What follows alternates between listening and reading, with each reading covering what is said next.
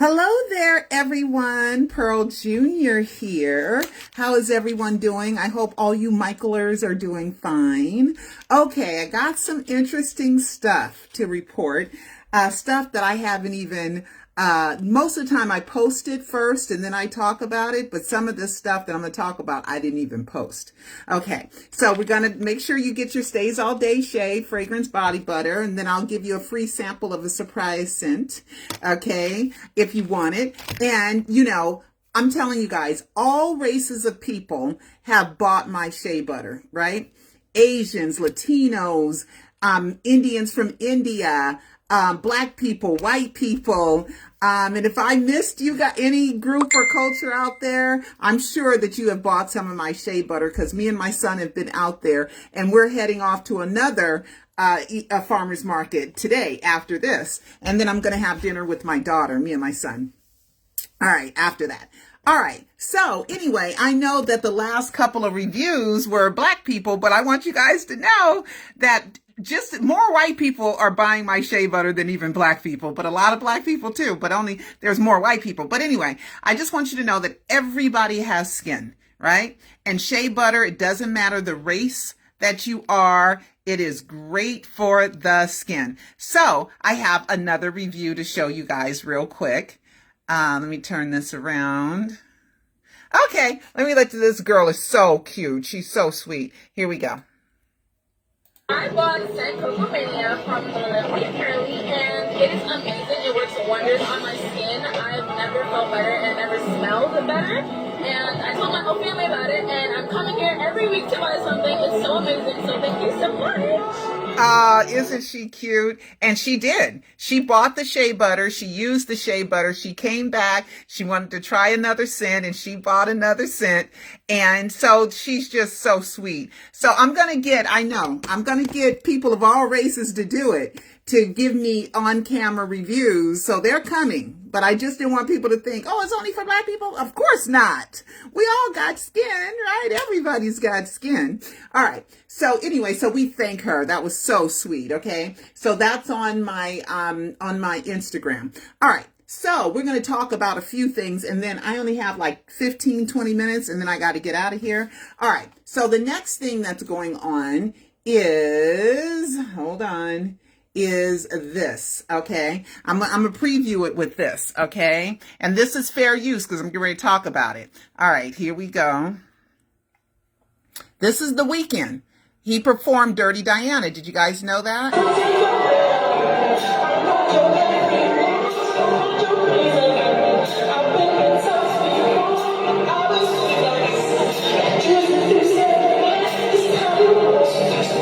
So I wonder who he talking about. Michael was talking about Diana, I think. Diana Ross. Okay, I already did a video about why I think he was talking about Diana Ross, but of course he could never, ever, ever, ever admit that he was talking about Diana Ross, okay? But anyway, that's just my opinion that he was talking about Diana Ross. Okay, so then we have this, right? We got this. I just saved it. Hold on. Then we got this for Coachella that the Weeknd had on his stage. This is a part of the Weeknd's logo, and we think Escape from LA. And then it's very familiar to Michael's, right? Except for here, I think he's saying the lynching of Michael Jackson. At least that's what the image represents to me. The lynching of Michael Jackson. Okay? So I'm just saying, and they didn't want it to be so similar that they would do trademark infringement. So it was a little different, but yeah, that was what the Weeknd had on his stage. Hold on, I think I have another photo of it. Give me 1 second. It was all over the stage. I mean, all over the stage. Hold on. Let's see, this one, not this one, this one. Hold on. Okay. Oh, no, I'm not ready for you yet. Okay, so this is the Weeknd. He had it all over his stage. And remember, you guys, in Alive 4, I think it's Michael Sing and Earned It. Okay, it's supposed to be this guy, Marcus Williams, Marcus Fartaz, Michael, what, whoever. Okay, he's just lip singing. Okay, watch my Alive 4 for my proof of that. Okay, but look at he has it all over his stage. Okay, what's that? 1, 2, 3, 4, 5 of them. So he's saying the lynching of Michael Jackson. Okay, so the Weeknd is a big fan of Michael Jackson's. Okay, so if you want to, you can go back, look at my videos, or watch Alive 4, and you can hear the Weeknd song is "Earned It" from something Grey's something, some movie, which I like, but I love the song. And then Michael sang it, and it was funny because me and Peter Michael Bobby were just talking about that song, and I was talking about how much I loved it and everything. Then all of a sudden that was released. Okay, I'm just saying. Okay, so anyway, so he's out of the way. So now we have this. Okay, we have this. Now, I've been talking about my movie, my short film, my script, The Price of Fame, A Prisoner of Fame. So Michael wants me to name it The Price of Fame because he has that song, The Price of Fame, which is that says everybody gonna think that boy's still alive, right? So I changed it to A Prisoner of Fame. I'm not gonna say why, but anyway. But John Branca did a whole video because fame really kills. Fame really kills. The price of being Michael Jackson famous. So the price of fame. So is that a wink, wink, nod, nod to me? Okay, you want to see the whole video of John Branca? Hold on, let me pull up the whole video of John Branca. It's on his official Twitter page, and really, it's so true. The script that I wrote really was first named The Price of Fame, and Michael did a lot of little stuff at that time through releasing, which was the Bad commercial and the original song for the Pepsi commercial where they used Bad, which was the second Pepsi commercial, not the Pepsi commercial that he got burnt on, but the Pepsi commercial during the Bad era. They decided to use the song I think Bad instead of The Price of Fame, but Michael released it with it using The Price of Fame. That's in my Live 3. Okay. So anyway, so let me go back to Instagram. Let me go to Instagram and let me look up John Branca, and then we can watch the video because his vignettes are only like 1 minute. Okay. So where is it? Here it is right here. Here it is, guys. Okay, let me turn the volume up, and then let's start it over. Okay, so this is John Branca. Should be and probably has been the case study at film schools, at psychology departments, at cultural institutions. Because fame really kills. It's really hard to deal with the level of fame that Michael had, or Elvis Presley had, Jim Morrison and others. It's really hard. I think Michael dealt with it as best as he could, but what really happened is the media turned on him. Whether it was a racial bias or a jealousy at his success. James Baldwin has the famous quote that we have in the Bad 25 documentary, that Michael would forever pay the price for his fame and success. And Michael's fame was enormous. I'm not sure there's been a more famous person in the 20th century than Michael Jackson. Fame and media attention. See? So he mentions fame or famous so many times. So I guess, if I can interpret something and you guys give me a little bit of leeway, I don't think he liked that I named the short film A Prisoner of Fame. I think he wants me to rename the book The Price of Fame because I've been talking about turning the script into a book, which I'm a little behind because I'm doing my shea butter business.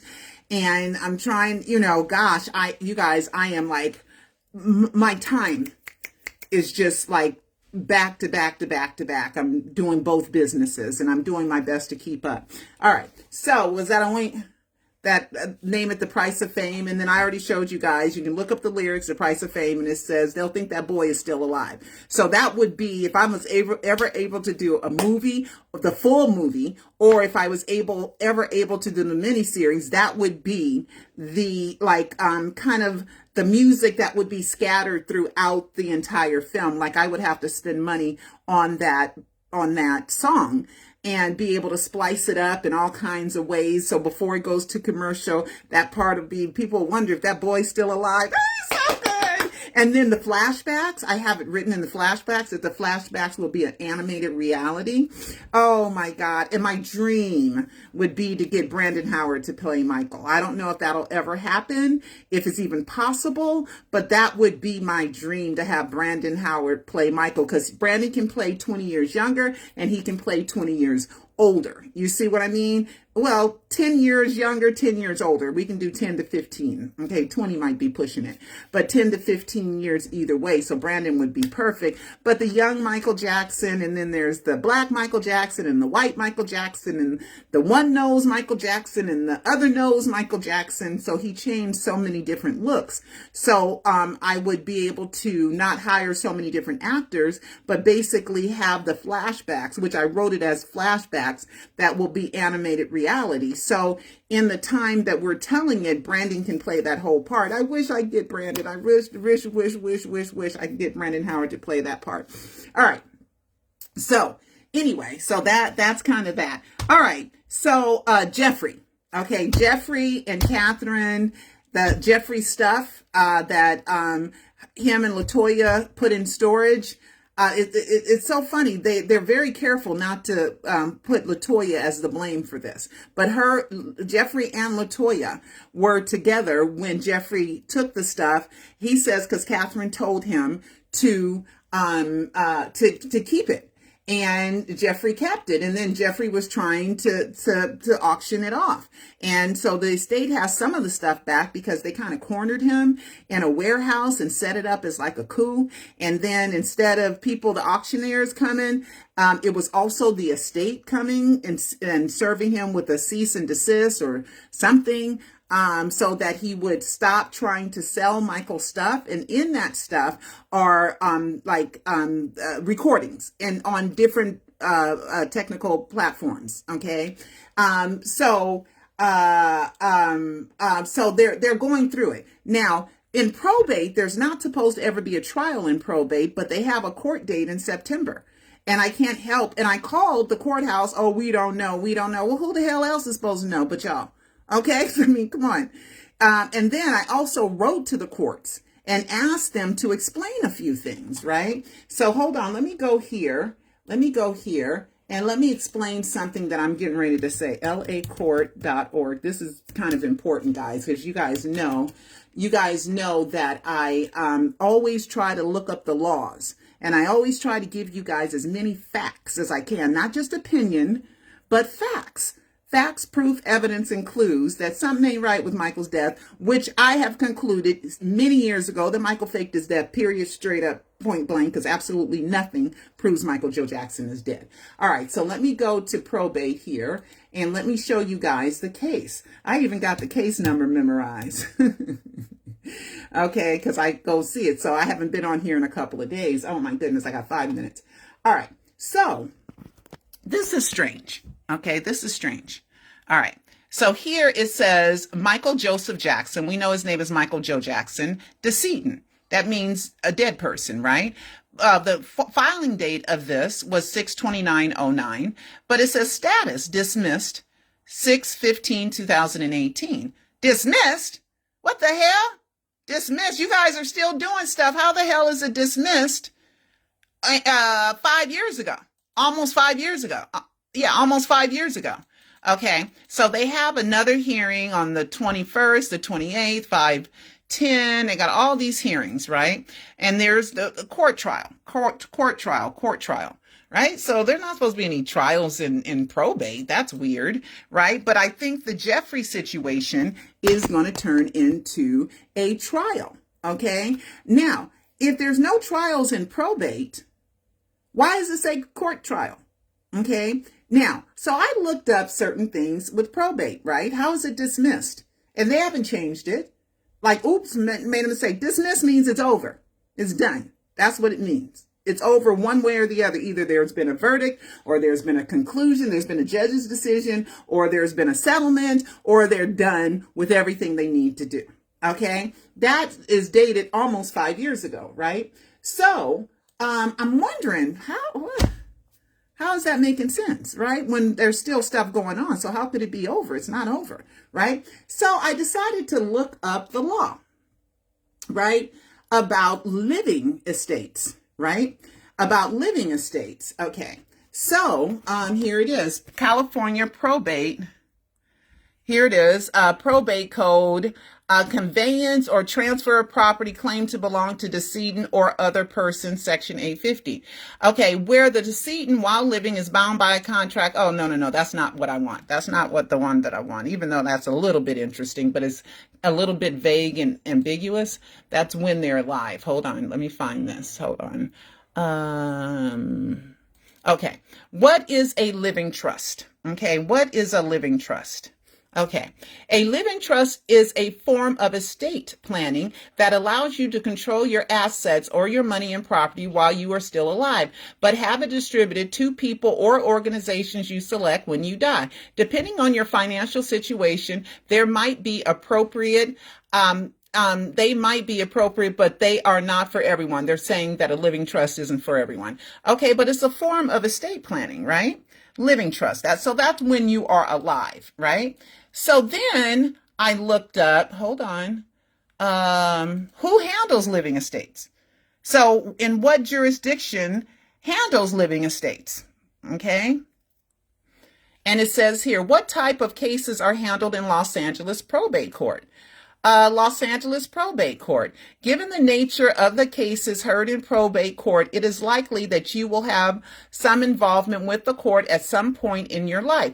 Among the more common types of cases heard in probate are distribution of the estate of a decedent, probating an asset.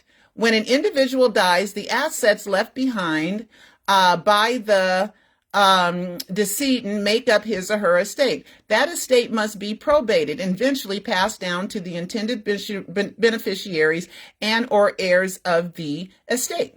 Okay, so if you have a living trust, it is handled in probate court. Okay, all right, hold on. Let me go back. What is a living estate? I already wrote that. Let me see. Let's see.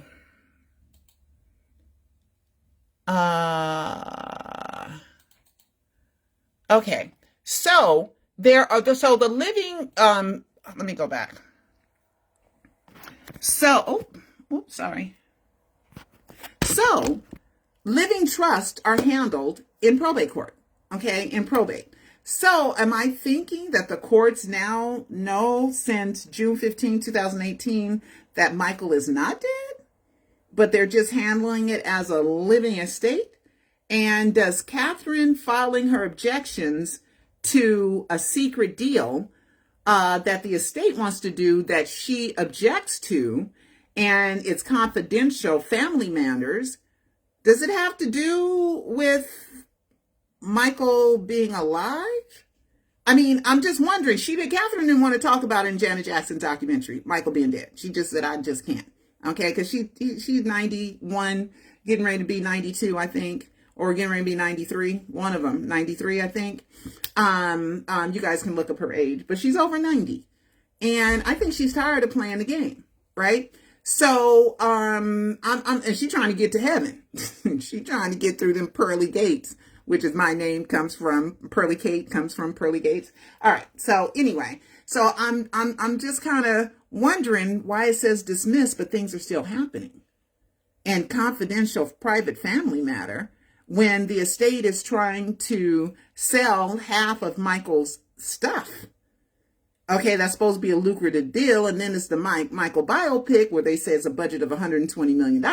That's above the line cost, because Jafar Jackson ain't costing that much to act as Michael. Okay, that's for the producer, the writer, and the director are getting the bulk of that money. Okay, and they probably deserve it because they're really, really good, because there's no blow up, there's nothing blowing up. Maybe they'll redo the scalp thing, but that's the only thing that needs like some special effects and stuff.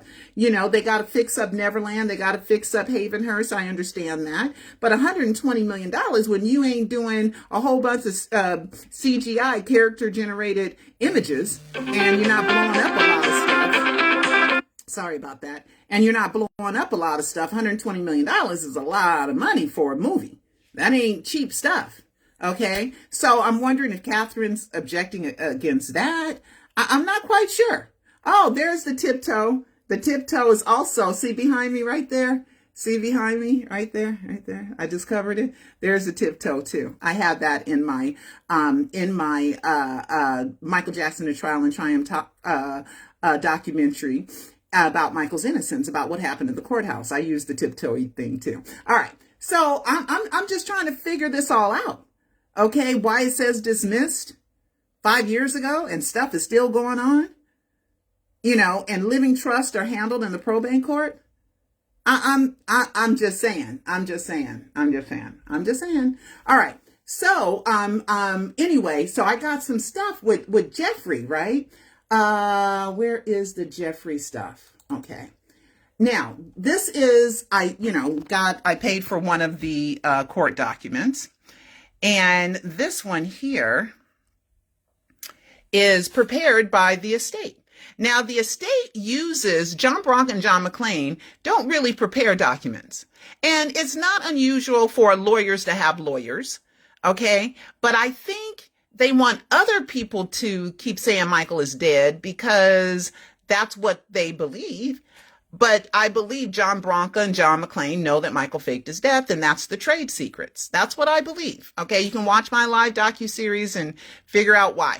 Okay, now this one here, it says discovery into the contents of electric devices is obviously relevant to establishing that the devices and the electronic data stored therein belong to Jackson at the time of his death and was wrongfully taken by Phillips in the days after Jackson passed. Listen to this one right here. The days after Jackson passed and or was wrongfully retained by Phillips over the last 14 years. This is lawyer talk right here, okay? Wrongfully taken by Phillips in the days after Jackson passed and or was wrongfully retained by Phillips over the past 14 years. So they're leaving it open about Michael being dead because it was after Michael died. So, you know, and how else did Jeffrey get it over the past 14 years? Okay, I'm just saying, and it ain't quite 14 years. And what they're talking about is the electronic devices that Jeffrey says that he has of Michael's that was at the Carrollwood house that Jeffrey said that Catherine told him to hold on to. Now, Jeffrey can't just take position, can't say these are my things when Catherine said, just hold them for me until we need them. Okay. And then say, oh, it's my stuff. And then Jeffrey is claiming statute of limitations, saying copyrights you can only do a copyright claim 3 years prior. 3 years prior.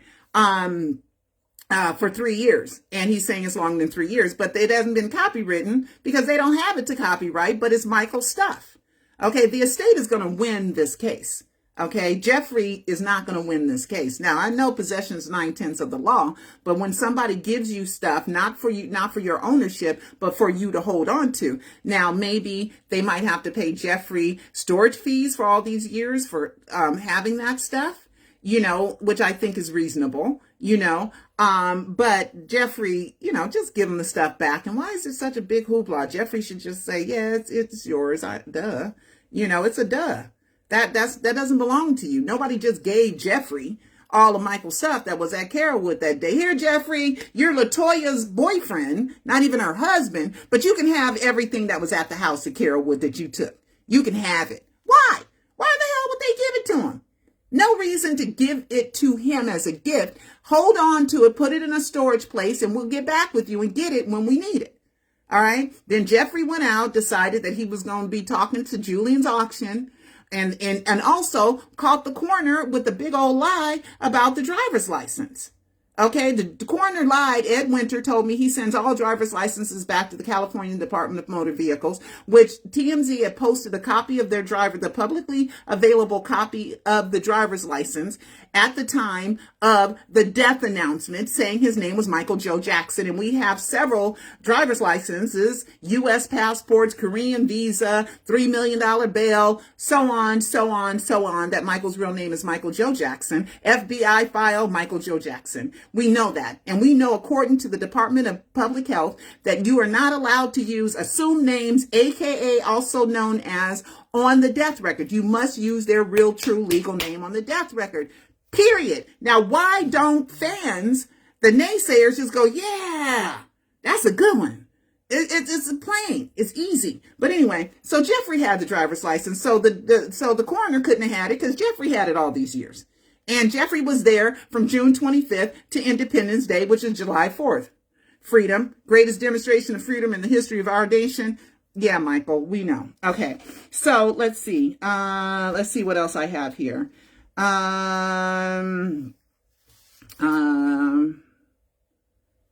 Okay, let me see. Oh, somebody said, if it wasn't Michael and if it was a body double, then how come it had the mark on the leg from the spider bite? Because it's a body double. Because they wanted that body to look as much like Michael Jackson as they could. Watch my Prisoner of Fame short film. Okay. Which means that you can do surgery, which I show you in a live too, on a cryonics dead body, because once you're legally declared dead, right, everything ain't dead in your body. Skin cells live, I think, up to how long skin cells live? I think 2 days, you know, how long, and then I gotta go. Oh my God, I'm always rushing. Okay, how long do skin cells live once a person dies? Once a person dies. Okay. 24 hours. Okay. So if somebody was in a coma, right, that Oscar Quintana and Carlton Austin guy, remember, AKA Michael Jackson, a body in the coroner's unclaimed. Okay. So your skin cells can live up to 24 hours. So if you're already in a coma, which benzodiazepines really puts people in a coma, right? And if you're a cryonics member, right? And so if as soon as you're declared dead and the cryonics people are right there, they can stop the deterioration of everything else that is still living in the body. And so skin cells means that if they started the cryonic process of cooling, that they can still do surgery because it can heal itself, right? It can heal itself, right? Because it's not dead, right? The skin cell is not dead, right? So you can put a tattoo. There's a such thing, let me tell you guys, you can do tattoos of vitiligo, you can do tattoos of whatever, you can make marks, you can make scars, you put regular medicine on it, you know, to make it heal. But when you use permanent ink that lasts 3 to 5 years, it doesn't go in as deep as tattoos. So it doesn't have that immediate puffiness. Okay. And you could always get that with ice or whatever. Medical people are good at that. Okay. So, let me go to this website and show you guys about permanent ink. What is it? I gotta go. Oh my God. I gotta go. Okay. Here we go. Come on. Okay. Here it is. Permanent ink. Okay. It's different than a tattoo. Permanent makeup pigments differs from a tattoo ink in that they are designed to fade slowly over time. But using high quality PMU will make the difference. The pigment is placed into the skin at a depth of about 1/3 the depth of traditional tattoo. Therefore, the color is much softer. Okay, the duration varies from person to person depending on the particular shade or brand used. Most colors last for 3 to 5 years, although some may not fade up to 10 years. Regular retouching is highly recommended to maintain desired look. So, when I said they make a body double, they made a body double. You can also do surgery. And remember, I went and it was asymmetrical. All the marks that were the injection marks were the same on one side of the body as they were on the other side of the body. It was a cryonic body double. Okay, Michael went to a cryonics facility. He was talking about cryonics. He went to a cryonics Raelian convention. Propofol is used in cryonics freezing. The people, Conrad Murray said the body looked differently when he got back from the bathroom. He said that it wasn't the same person that he saw when he got back from the bathroom. The EMT said it was an old cancer hospice patient who looked like he'd been suffering a long illness. We know that wasn't Michael because we saw him 12 hours earlier. The detective who watched one of the autopsies, he said that the body looked nothing like Michael Jackson. Okay. And then we know that all the death photos were photoshopped. Watch my live docuseries. So I'm just saying, I have proven that Michael Jackson faked his death. And then, but I am thought of as the devil by some people, and some fans think I'm terrible for proving such a wonderful thing that Michael Jackson escaped the BS, escaped his immense fame, escaped his haters and those people who wanted to put him behind bars. It's easy to understand why he would want out. Okay, why he would want out. Okay, but not die. He wants to control his legacy. He worked his whole life since he was 5 years old for this. Okay, so anyway, so I think I'm done. Also, there is some drama going on with the Prince, with Lundell McMillan. You guys remember him? And there's some drama with one Prince's sister, Sharon, and there's some drama in the Prince Rogers Nelson, not Prince Jackson, Prince Rogers Nelson's estate right now, and it's getting a little bit heated. I don't know how much I can tell of that, but there is drama going on with that right now. So it's that Sharon feels like she doesn't have enough say-so with what goes on with the estate, and she thinks that that Lundell McMillan has a lot. I don't have anything against Lundell McMillan. I met him a few times. I've had a conversation with him. He responded to one of my emails right after the death announcement. I was like, what happened? What happened? He said, I'm on it right now. He sent me an email back. I gave him a note to give to Michael at Jesse Jackson's birthday party. He took it. Also, he was involved in Cecil's stepbrother, Darian's lawsuit against Michael Jackson for a deal, a $43 million deal. That it's supposed to have been a commission, and I got involved in that. And Lundell, I had a talk with Lundell about that. I know someone that could help out in the case, blah blah. And so it happened to kind of work out that way, that I was able to talk to Cecil's dad. Cecil's dad was able to talk to Darian, and said, they had offered a settlement, and Cecil's dad said, one bird in your hand is better than two birds in the bush. So don't be greedy is the motto of that. And so the next day he walked in and he took the settlement. And so I talked to Lundell about it. So I've had a couple of run-ins with Lundell. He's always been cool with me, but right now it's something happening, in the estate between Lundell and Sharon Nelson, which is Prince's 80-something-year-old sister. So I'm trying to figure that all out, and I don't know if you guys care or don't care. But anyway, so I'm out, and I'll see you guys next time. Wish me luck at the farmer's market today. Okay, bye-bye.